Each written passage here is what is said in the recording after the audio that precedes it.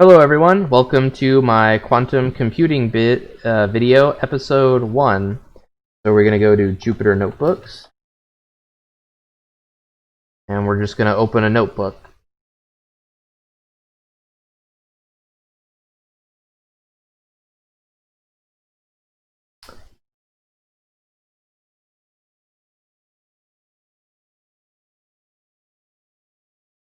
We're then going to go and obviously just create your own notebook.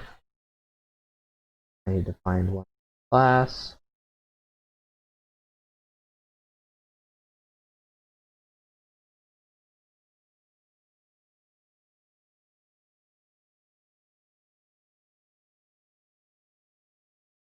The class, say rename. Alright, so all of this stems from IBM Quantum Computer.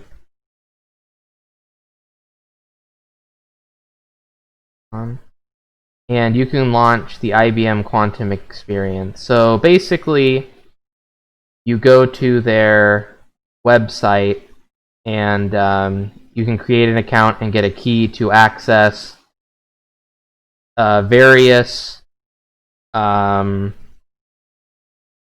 computers in the cloud. So just as we've somewhat briefly touched upon cloud computing, there's quantum cloud computing. Basically, I send functions to a quantum computer that performs its operations and then gives me the results.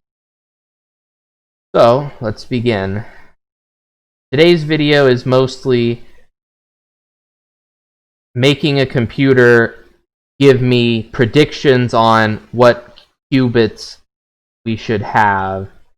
So, in normal computers, we have a bit, which is 1 or 0, but in quantum computers there are qubits, which are a quantum bits.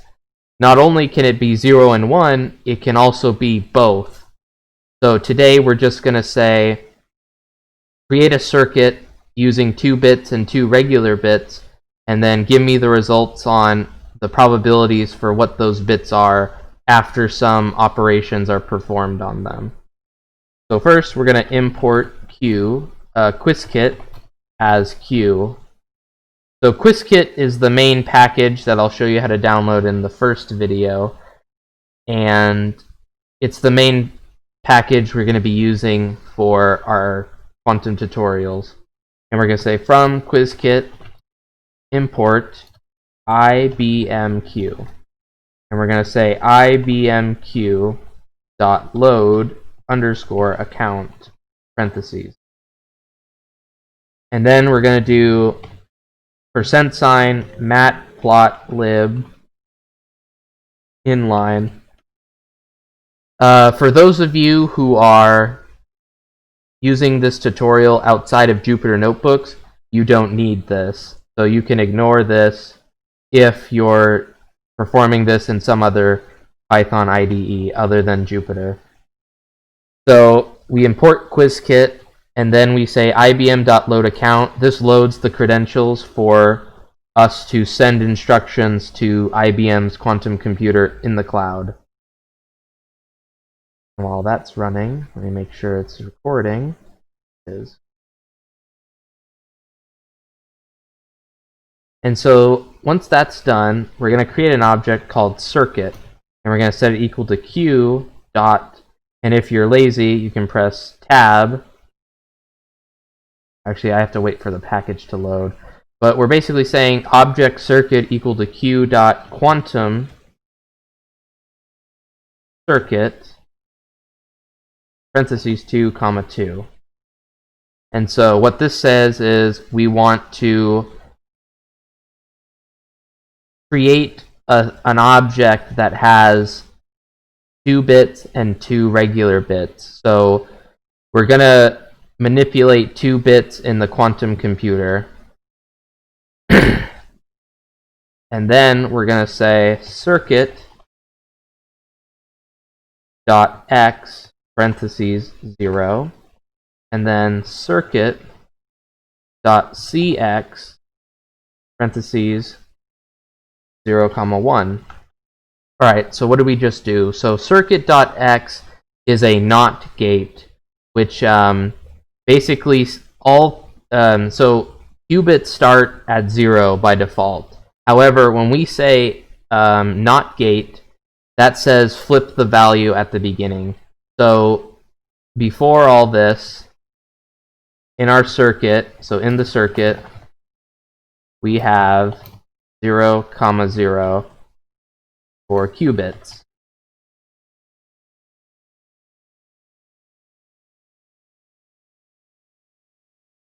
So after this function, after this statement, we now have 0, 1, 1, 0 for qubit. And here we say circuit.cx 0, 1. So cx is a control NOT or C NOT. And this entangles the second bit, meaning it flips only if the first qubit is 1. So when this statement runs,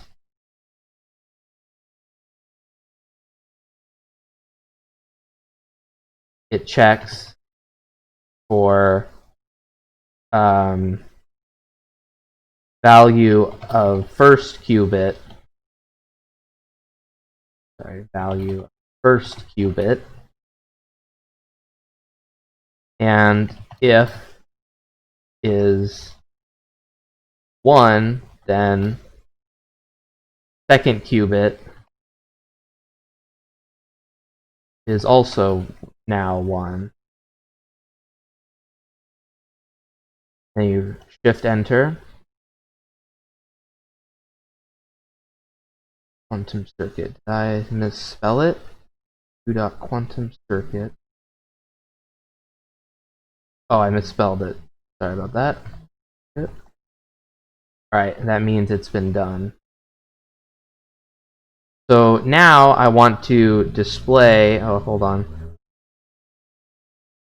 So now we're going to actually measure the qubits.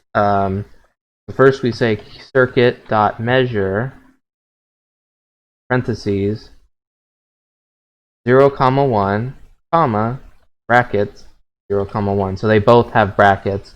So what we're saying here is we want to specify what values we want returned for both the qubits and regular bits. And so that's what this is doing here. Mind you, this is actually not running in the cloud just yet. This is running on your machine. Qiskit allows operations to perform as if in the quantum computer, just not in the quantum computer. And it's actually quite cool. We'll be able to run simulations that we could run in the cloud.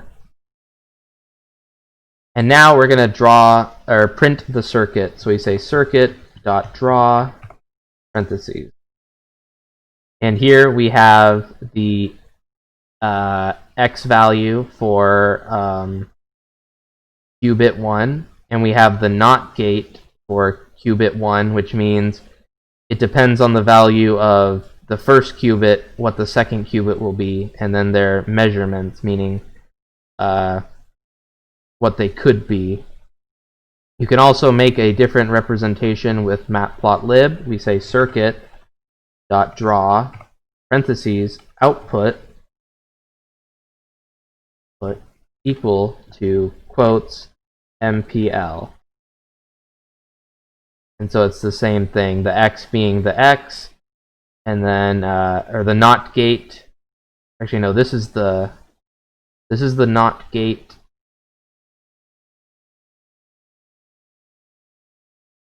This is the control NOT, and this is the NOT gate. Now this is the NOT gate, and this is the control NOT. Yeah, so sorry, the x is the NOT gate. This is the control gate. It depends on what the first value of the qubit is, will determine the second value of the second qubit. Sorry about that.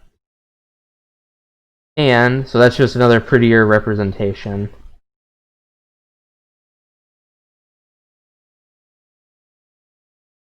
So now I'm going to show you how to create a function that prints out what quantum computers are available for you.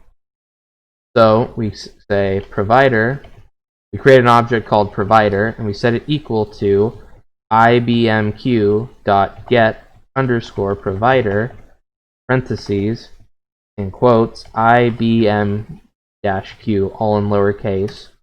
And we say for backend in provider dot backends ends with an s, colon, try, colon, qubit underscore count equal to the length of backend dot properties, parentheses, dot qubits, and say except, we're going to say qubit underscore count is equal to parentheses simulated. And then we're going to print, where we have an F, double quotes, curly brackets, backend dot name, parentheses, has, curly brackets, backend dot status, parentheses, dot pending underscore jobs, no parentheses, queued, curly brackets,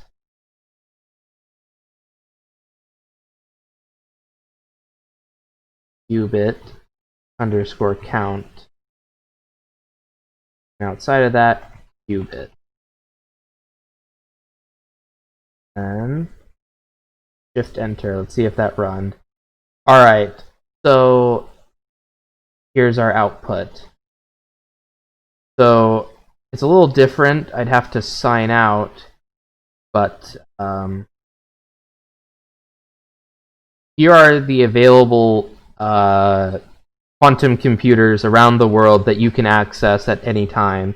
You can see how many qubits you can actually play around with. Like the best quantum computer IBM has is IBM Q16 Melbourne with 15 qubits.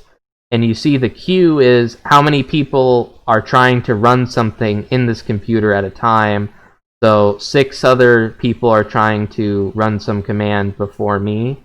So I'd have to wait in line, so to speak.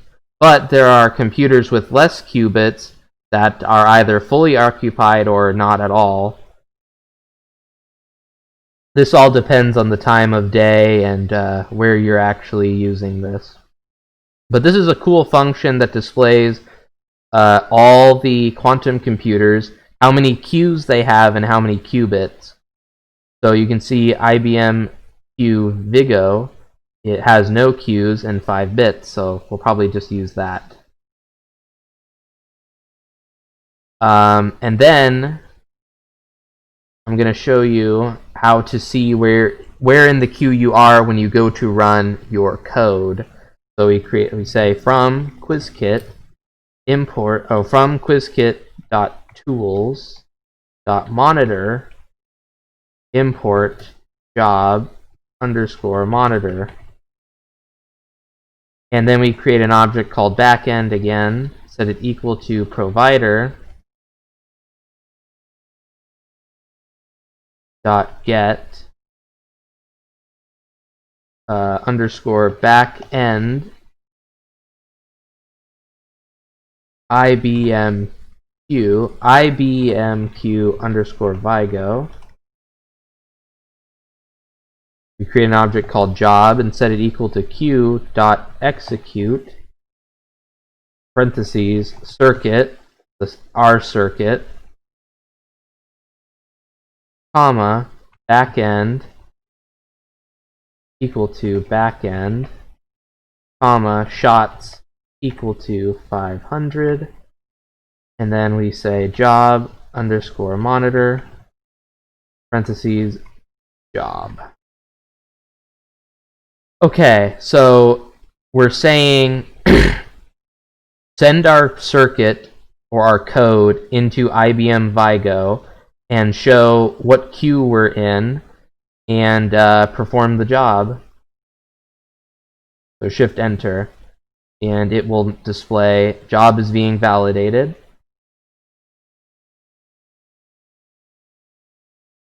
Job is actively running, meaning it's doing it right now, and then job has successfully run, it's performed our operations.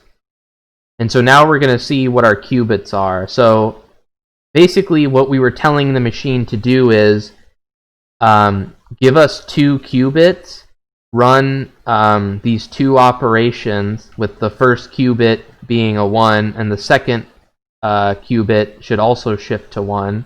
So let's see what they collapse into, because there's all this probability involved. So this has run. So now we're going to say from Qiskit dot visualization import plot underscore histogram, and we're going to say from matplotlib import style, and then we're going to say style.use parentheses dark underscore background, and we're going to say result. We're going to create an object called result, set it equal to job.result parentheses, and then we're going to say counts is equal to results.get underscore counts parentheses and circuit.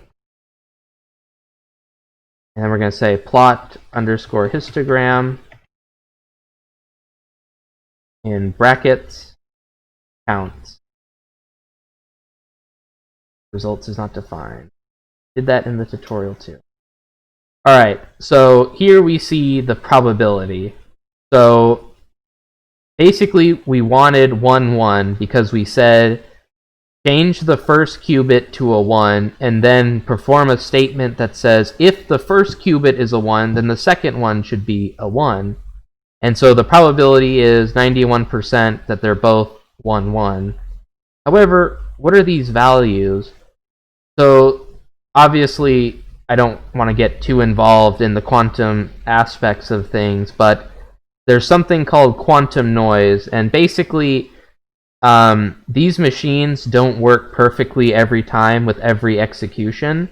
So it's saying there's a chance that they actually are the wrong values because of basically failure, both more so on the execution side of things. And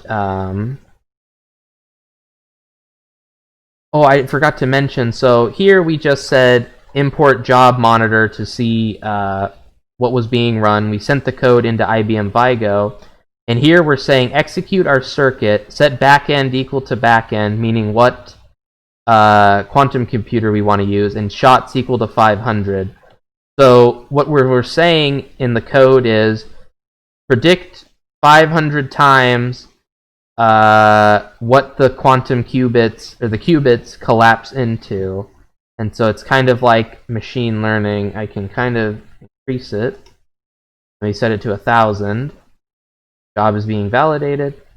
And if I wasn't the only one in the queue, I would see like Q1, Q2, and wait my turn.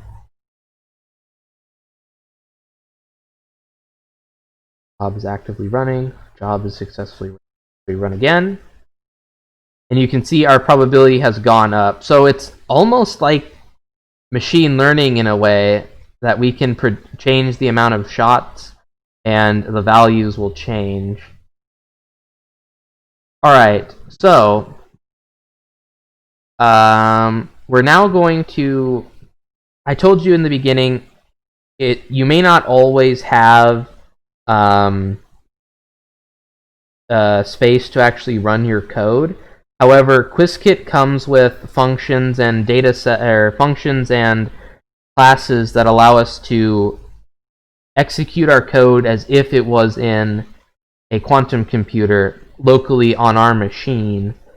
So I'm going to switch the provider to IBM Quasum Simulator. Excuse me.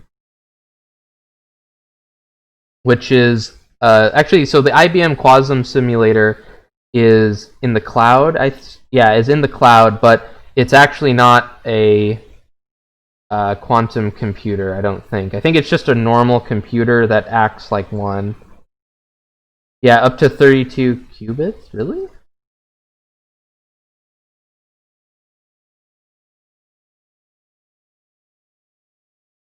Well, actually, maybe yeah, it is a quantum computer. Interesting. All right. So now we're going to change our circuit. This video is almost 30 minutes long. Actually, I'll call that for today. That was sending in our qubits to be played around with. Sorry for the short video, but I'll make the next one better. So thank you for joining me. This is episode 1.